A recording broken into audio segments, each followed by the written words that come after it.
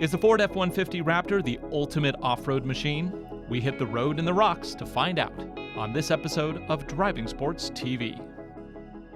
A quick reminder to please subscribe. We are on the road to 100,000 subscribers, and we need your support to make it happen. Now let's go ahead and check out this 2019 Ford F-150 Raptor.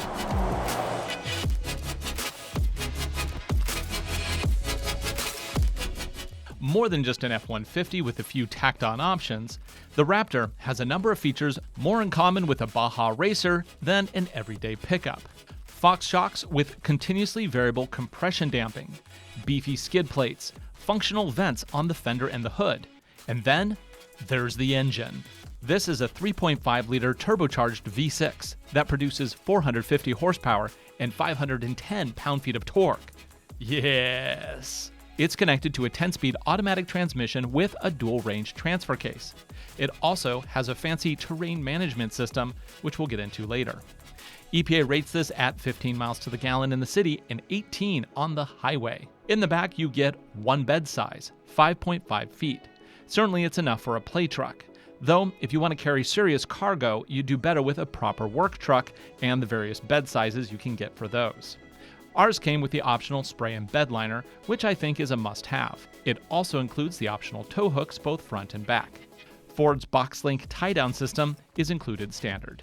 You can get the 2019 Raptor in two body styles. There's the smaller Super Cab, or, like what we have here, the Super Crew. Step into the second row for a very spacious work or play space. Seats fold up easily for extra cargo room. Fold them down and you can easily fit 3 adults back here with tons of legroom. You also get USB and AC power as well as warmers on the 2 outbound seats. Up front will be familiar if you've ever been inside a modern F-150. Our test car came with lots of upgrades. In fact, the Raptor makes it easy to spend more than the cost of a new car on upgrades alone. For example, our interior includes carbon fiber accents, $995. A twin-panel moonroof, $1,495. An upgraded safety tech package with adaptive stop-and-go cruise control, $1,695.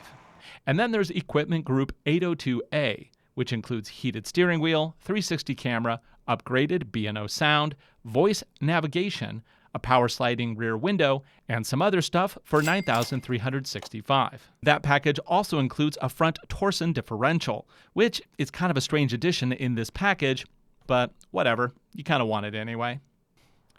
As part of the standard 8-inch Sync 3 infotainment system, you do get Android Auto and Apple CarPlay via USB, so that's nice. Price it all up, and this $55,840 Raptor is rocking $15,345 in options alone, bringing the total price to $72,780 after destination, but before possible dealer markups. The standard drivetrain on the Raptor is worth digging a little deeper into before we head to the mountains. All trims include the terrain management system. This automatically configures the all-wheel drive, shock response, traction control, braking, transmission, and engine setup with a simple selection. All Raptors come with 6 modes, plus ours had an optional tow setting. Here's the breakdown. Normal is everyday 2-wheel drive for best economy. Weather, all-wheel drive with aggressive traction control. Mud and sand is 4-wheel drive high with a locked rear differential. Baja, which is exclusive to the Raptor, is 4-wheel drive high with aggressive transmission shift and anti-lag for maximum performance. Finally, there's rock crawl.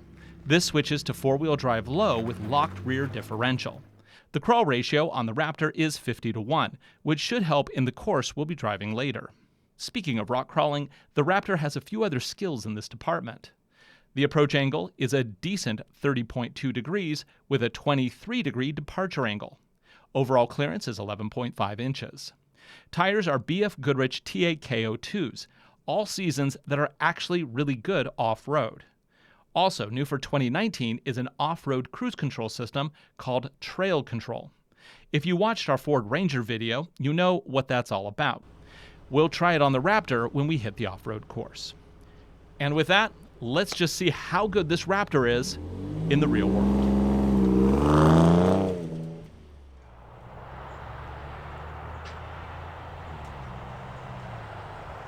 The Raptor is ridiculous.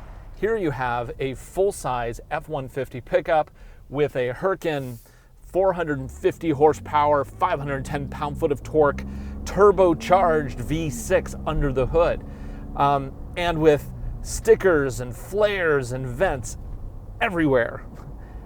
It's kind of awesome. This is like what the 10-year-old version of me would imagine is the ultimate truck. It's like, oh, you think your truck is cool? Yeah. Does it have flares? Does it say Ford in 6-foot tall letters across the front? I don't think so. Hey troops, what's up? For 2019, there are 2 significant changes in the new Raptor. Actually, there's more than that, but there's only 2 that I care about. One is the new active suspension. They still have Fox shocks, just like the previous version, 3-inch bodies in the back. However, what they've done is they've made them responsive. So now when I'm in sport mode and I'm driving quick, a little brisk, and I'm going around corners, the car won't wallow. It won't lean with a death lean. In fact, it's actually kind of fun in the corners now. I mean, it's still a big truck and you still feel it. However, it's not like a death throw every time you're turning a corner. So I think that's a huge improvement, going with the active suspension. And the active suspension takes its data from a variety of different points around the vehicle. It's not like I just pick 1, 2, 3, 4. No, not at all. It's all automatic, of course. Right now, when I'm in sport mode, they are in their firmest setting. But they don't just go firm. They actually are reading inputs from the steering wheel, from the suspension, taking data back. It's basically putting together a profile so that instantaneously it can be the most responsive to the current road conditions. So right now I'm in sport mode, and yeah, there's a little bit of wallow as I go side to side, but what I'm going to do now is I'm going to switch it into deep sand and mud, and yeah, it's going to automatically switch me to 4-wheel drive, but that's okay. Suspension responds by, oh yeah, so much softer. Also, my steering wheel is now responding with the non-sport setting. It's in the off-road setting, so my inputs aren't as quick, which is, you don't necessarily want quick inputs when you're off-roading. We'll test that more as we head into the mountains. But first, I think we need to do a 0 to 60 on pavement here. I'm going to switch it, the terrain mode, into sport, which tightens up the suspension, gives quickest response on the 10-speed automatic and all that kind of stuff. I'm also going to go ahead and pick it for A, in case we get any slip, because these are fairly soft tires. If we get any slip, it'll minimize that. So let's go ahead, put a brake. I'm going to go ahead and put throttle, and 3, 2, 1, go! Whoa, hello! 40, 50, and 60. You know, for as much weight as this is, that was pretty cool. It's fun too. Okay, let's head up into the mountains. And along the way here, let's also take a look at some of the freeway driving features. You're not always going to be driving this thing on trails. You sometimes have to drive to the trails, or drive interstate, or just drive across town. And it's actually kind of nice that the Raptor is really easy to live with. I mean, the seats are very comfortable. This same week, I also have the Kia Telluride, and I was making a number of trips up to Lake Stevens and back. Every night I was going up there to do something for the family. And after a couple trips with the Telluride, I didn't want to drive that anymore. The seat didn't feel comfortable. So I switched out to the Raptor. So much better. I have good proper support under my legs, my lower back. It just feels more comfortable. Now, it also feels huge. These are big seats. A 400-pound person could probably fit in this seat. I'm only about 200 pounds, but it is very comfortable for my frame. Also, you get cool things like adaptive cruise control. Just put it on, hit set, and bang, I'm off to the races. Now, it is important to note that adaptive cruise control with lane detection, it is just lane detection. It has no levels of autonomy. It's not going to steer you into your lane. It'll just merely notify you when you're going outside a lane. But, I think that's okay. I think it's a nice little feature to have, and most importantly, it does have that adaptive cruise control feature. So the price you're going to pay for something like this is about $55,000. However, the model we're driving today has tons of options. This one is priced all the way up to about $73,000. I mean, everything from the double sunroof to the carbon fiber bits, which this actually feels really good on my hand. Overall, it's just a great driving experience on public roads. Now let's see how it does on the trails.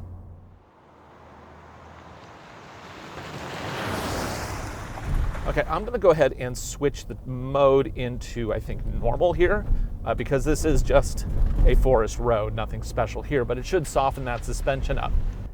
This road is awful, but honestly, with this suspension and these tires, it's cake, man. It's great. Okay, here's a water crossing. Do we have any water today? No water. Completely dry. Can I jump it? Whew. Oh man, this thing is fun. I get in so much trouble with this.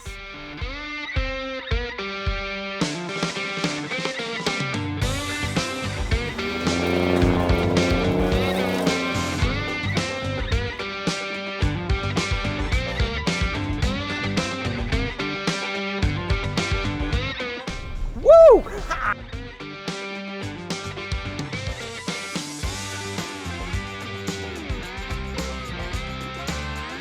Everybody else has to tiptoe down this road. For me, for the Raptor, it's a playground. Woo!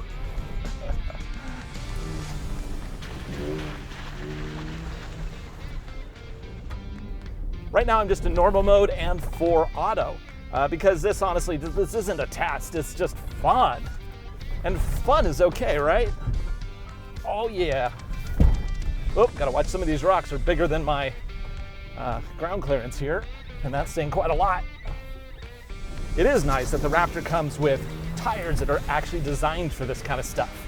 No measly all seasons here. And I have to say, for as rough as this is, the suspension is doing just an amazing job. That active suspension is doing its bit to be soft when I need it and hard when I don't. Can I get over this? Yeah, never guess how deep a puddle is. Maybe the last puddle you go through.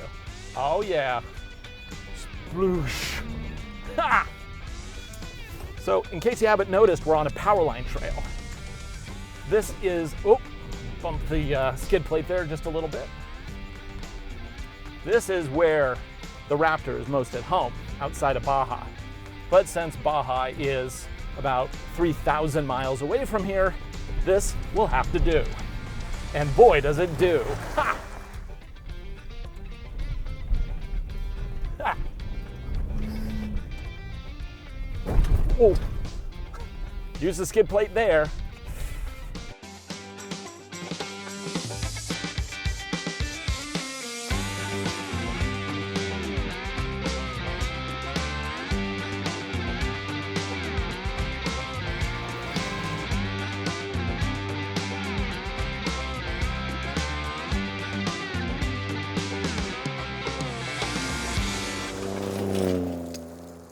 Another new feature added to the Raptor this year is crawl control.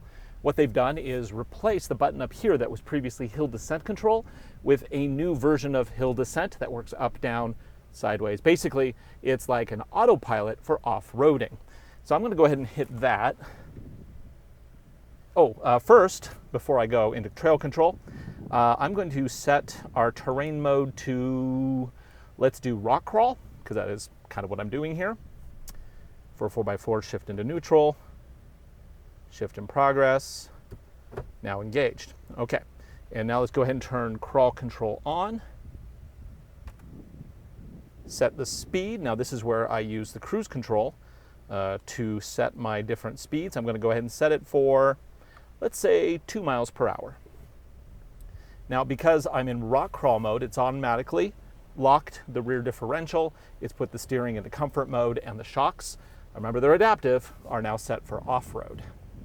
So this is a very challenging climb, not because of how steep it is, but because it's also very loose. And I'm looking at a 17, 18. Whoa, whoa, whoa, whoa, whoa, whoa. That's the problem. When you're on cruise control, you sometimes forget to check your clearances. Scraped a little bit of the underside. Let's check that out.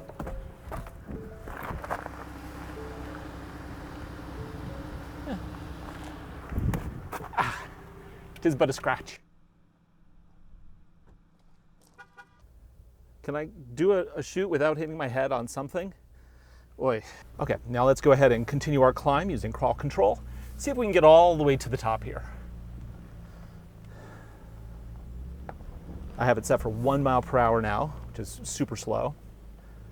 It is interesting how when it gets hung up, it kind of stops, thinks, and then progresses. Seems to me that that might be a little bit of a problem when going over large obstacles, because you're going to have that landing as we lurch.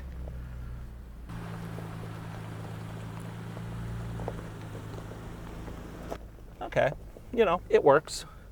I'm not sure if I'd ever use it, but it is something that's there. So for the cross-cut climb, I'm just going to use rock crawl, and I'm going to drive myself. I'm not going to use their new trail control feature. I mean, it worked fine down there, but there's some easing that I want to take care of on this. So that automatically locks the rear differential, puts it into 4 low, and minimizes traction control. So let's see how this works. Have it in drive. Oh, my front trail camera has come on, so I can see what's going on in front of me. Let's see if we can just do this. Super easy. Now with a 10-speed automatic, the crawl ratio here with a 4 low, and I mean, I'm in second gear and I'm barely moving. This is pretty cool. So we're at 12%. First wheel goes into the ditch. Now the next wheel is going to go into the ditch. Now it's been raining, so this is kind of it might have a little bit more grip. It's not as loose as it usually is. And with these big knobby tires, we should be able to really grip and pull it up without any issue. Yeah, I mean, that is how it gets done. But to be fair, it is a little easier to climb when it's a little bit moist, because you don't have that looseness where it's trying to struggle for grip. Here, we got lots of grip. So, super nice. Now let's see if we can get this huge thing to pivot up on this tabletop and get it down without bumping the nose. Now the issue here is that the wheelbase is pretty long for an off-roader.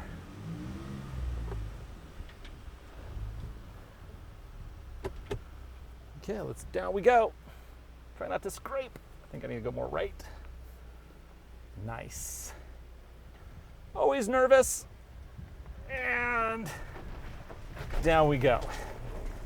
See, easy. What were you worried about?